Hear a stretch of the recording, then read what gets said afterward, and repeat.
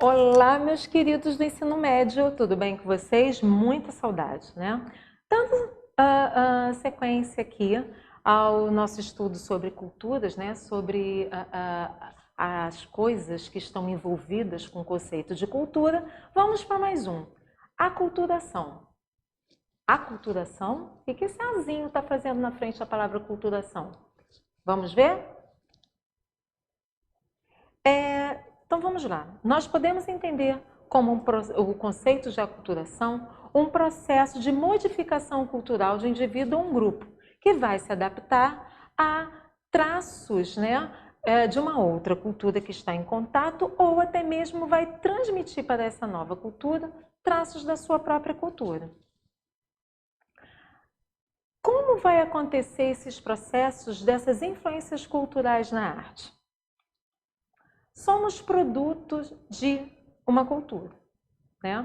Então, assim, tudo aquilo que a gente vai produzir em conjunto vai ter um grande efeito dentro da nossa cultura. Mas nós não estamos fechados naquilo que a gente entende de cultura, nas nossas, vou botar entre aspas aqui, verdades culturais. A gente o tempo inteiro está dialogando com outras culturas de diferentes lugares do mundo, que têm diferentes crenças, que têm diferentes modos de agir, pensar e sentir, que têm diferentes produções. Então, eu resolvi abrir essa nossa conversa com esse painel do nosso grafiteiro paulista Eduardo Cobra, grande grafiteiro, né, que fez esse painel que está aqui no nosso Boulevard Olímpico, ali perto do museu que nós fomos no ano passado, alguns de nós, né, que é o Museu de Arte Contemporânea, tá? E nesse painel, que está no livro dos Guinness, inclusive, por ter 3 mil metros quadrados, certo? Cobra representou rostos dos 5 continentes. Então, você tem rostos aqui representados do continente americano, do continente europeu, do continente asiático, do continente africano e da Oceania. Bom, essas culturas vão mostrar através da música, da dança, da culinária, da sua arquitetura, das suas pinturas corporais, dos seus artefatos, né, dos seus hábitos, aquilo que elas pensam e sentem e reproduzem suas formas de ver, de interpretar o mundo em que vive. Agora, todas essas formas de ver e interpretar através da música, da dança, da religião, da culinária, das artes e dos próprios hábitos, vão estar, a gente pode perceber a originalidade, né? Ou seja, aquilo realmente surgiu naquele grupo cultural, e a gente pode perceber também que esse grupo cultural criou essa determinada manifestação, mas a partir de influências de outros grupos também. Então, por exemplo, quando a gente fala de pintura corporal, nós temos, né, pintura corporal dos primeiros povos. Então, por exemplo, se a gente estudar as pinturas corporais dos povos africanos, elas vão ter grafismos, vão ter desenhos, vão ter cores diferentes das pinturas corporais dos povos aborígenes, ou das pinturas corporais dos nossos povos indígenas, certo? Por quê? Porque são locais diferentes, técnicas diferentes, materiais diferentes para poder fazer essa pintura. Se a gente observa, por exemplo, na música, nessa imagem que eu coloquei aí para vocês, essa dança, se não me engano, peruana, você observa uma forte influência da cultura europeia, né? Por causa da roupa que o homem está trajando, a própria saia rodada dessa menina, e ao mesmo tempo você observa que essa saia rodada, também nós brasileiros temos várias danças como o carimbó, como o jongo, que a saia rodada colorida é importante, mas o colorido da saia dessa dançarina peruana é diferente do colorido das nossas saias, certo? Bom, como acontece a fusão dessas culturas? Tá.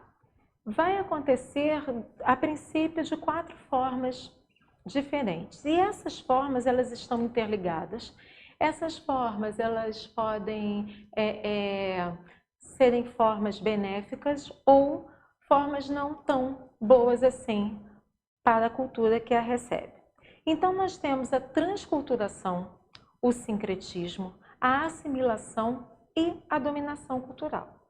Bom, a transculturação, ela vai acontecer quando existe uma troca de hábitos e costumes entre 2 ou mais culturas diferentes. Aqui, por exemplo, né, o nosso quibe, tão gostoso que a gente gosta tanto, quem trouxe para cá foi um árabe. Um árabe pode vir hoje, aqui para o Brasil, pode montar a sua lanchonete e vender o seu quibe, tá? E por estar num lugar diferente do dele e tal, ele também é lógico que vai trazer todas as suas influências culturais, mas vai também receber as nossas influências culturais e em nenhum momento ele vai deixar de ser árabe porque comeu uma feijoada, por exemplo. Né? Ele vai conviver com essa cultura tão diferente da dele. Ele vai ter práticas e hábitos no seu dia a dia que vão fazer com que ele, entre aspas, seja um pouco brasileiro, mas em nenhum momento deixando as suas origens. Você tem também uma outra forma de misturas de culturas, né, que é o sincretismo, que aqui no Brasil nós temos o sincretismo religioso, que é quando você tem a junção de várias crenças, né, culturas filosóficas, religiosas, espirituais, formando um novo significado cultural. Então, aqui no Brasil, por exemplo, você tem a questão religiosa, o sincretismo religioso. Como que se deu? Nós temos o cristianismo, que veio para cá para o Brasil com os europeus, e nós temos as religiões afros, que vieram com os africanos, que foram escravizados aqui no Brasil. Como o europeu, um dos motivos para o europeu escravizar esse povo foi dizer que eles não tinham uma alma, porque eles não acreditavam no mesmo Deus que os europeus, ou seja, eles não eram cristãos, então eles fizeram com que esses africanos que vieram para cá negassem as suas crenças religiosas. Só que é muito complicado você negar, falar para o outro que ele está errado na sua crença, porque é crença. Então ele acredita naquilo que é a verdade para ele, que foi passado de geração em geração, que a cultura dele diz que é. Mas, ao mesmo tempo, ele estava num lugar que não era o dele. Ele veio ser escravizado num outro lugar, num outro país, e que o medo, né, de desobedecer o seu senhor, aquele que mandava, era mais forte. Mas aí, como trabalhar isso?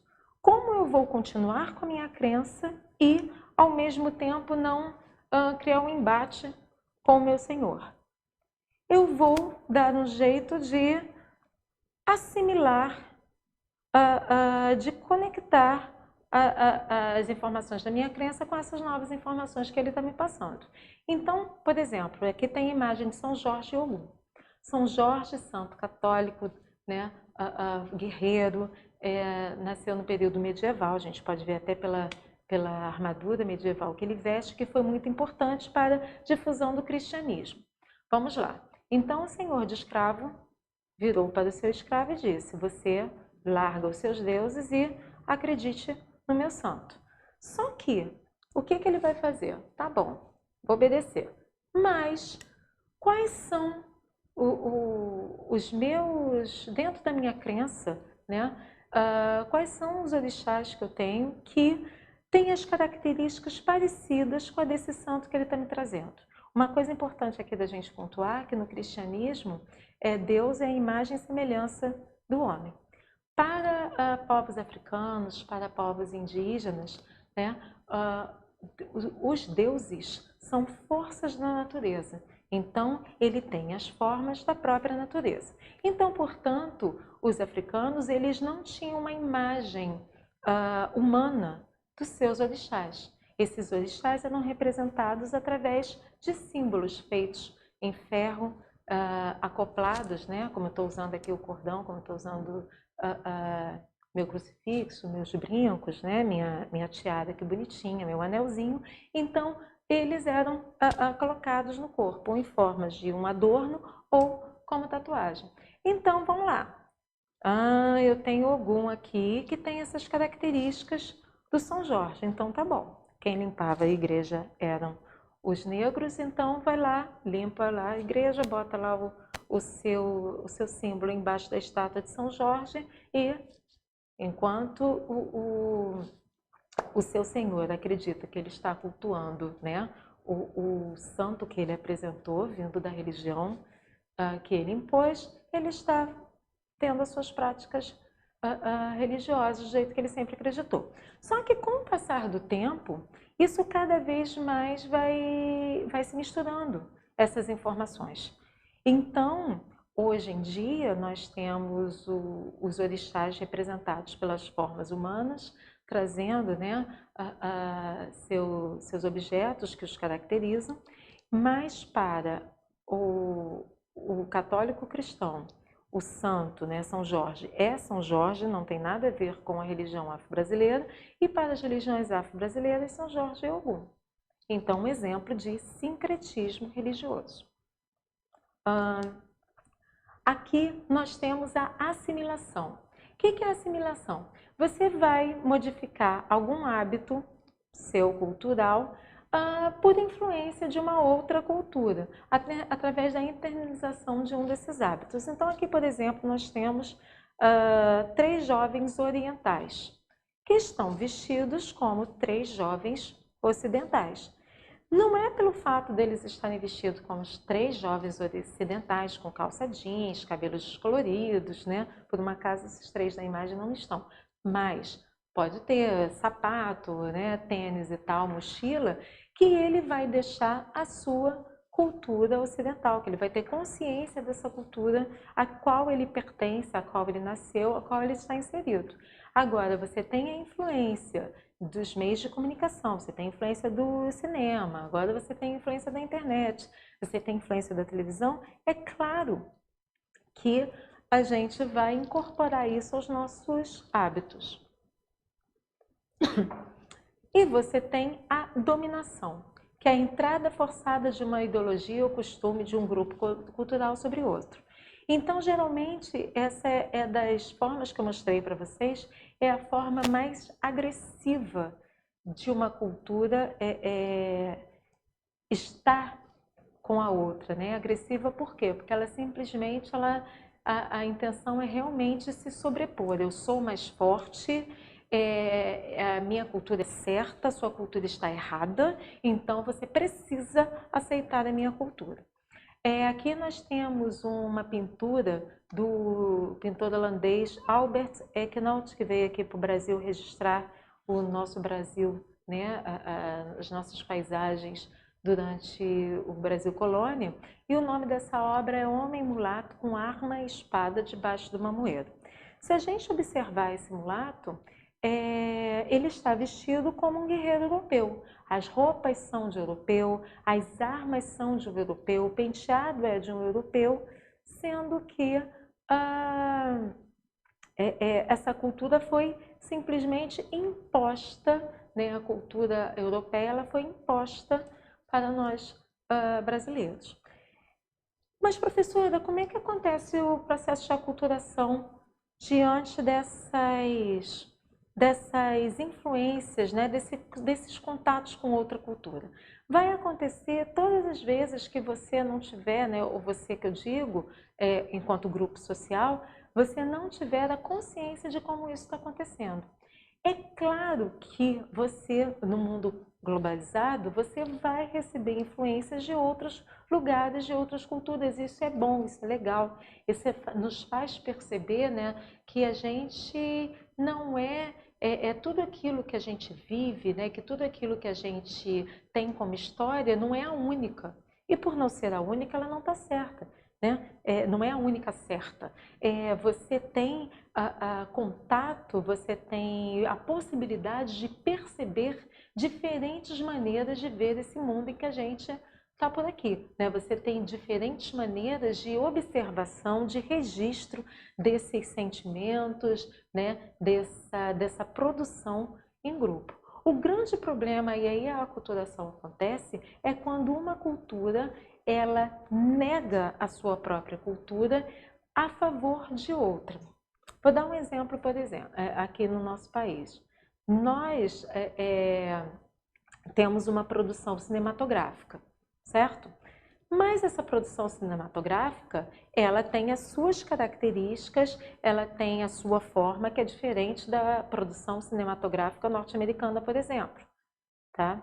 Mas qual é a produção que domina o mercado de cinema no mundo? É a produção norte-americana. Então, por a produção de cinema norte-americana dominar o mundo, muitas das vezes a gente vai comparar o que é normal, a gente compara tudo o tempo inteiro. Então, comparando, já que o cinema norte-americano domina, né, a linguagem cinematográfica, o mercado cinematográfico influencia todas as obras cinematográficas do mundo inteiro, a gente tende a achar que a nossa produção ela é inferior. Na verdade, não é uma produção inferior, é apenas uma produção diferente, com maneiras diferentes de ver. Um exercício que eu proponho a vocês, já que estamos de quarentena, é ir lá no Netflix e começar a ver o cinema indiano, cinema europeu, cinema sul-americano, que vocês vão começar a perceber que são linguagens diferentes, às vezes a abordagem, né? Vou falar de um romance, vou falar de uma guerra, vou falar de uma comédia, vocês podem até ver que elas têm traços em comum, mas que as influências culturais, a forma de pensar, de sentir, de agir, vai falar muito sobre aquele determinado local, tá certo? Você vai refletir escrevendo no seu caderno como você percebe a cultura ao seu redor. E qual deveria ser o seu papel de indivíduo nesse desenvolvimento e preservação da cultura do seu país? A cultura é um grupo de indivíduos que tem uma série de coisas em comuns, né? Então, você, indivíduo, qual a sua participação no meio disso tudo? Grande beijo!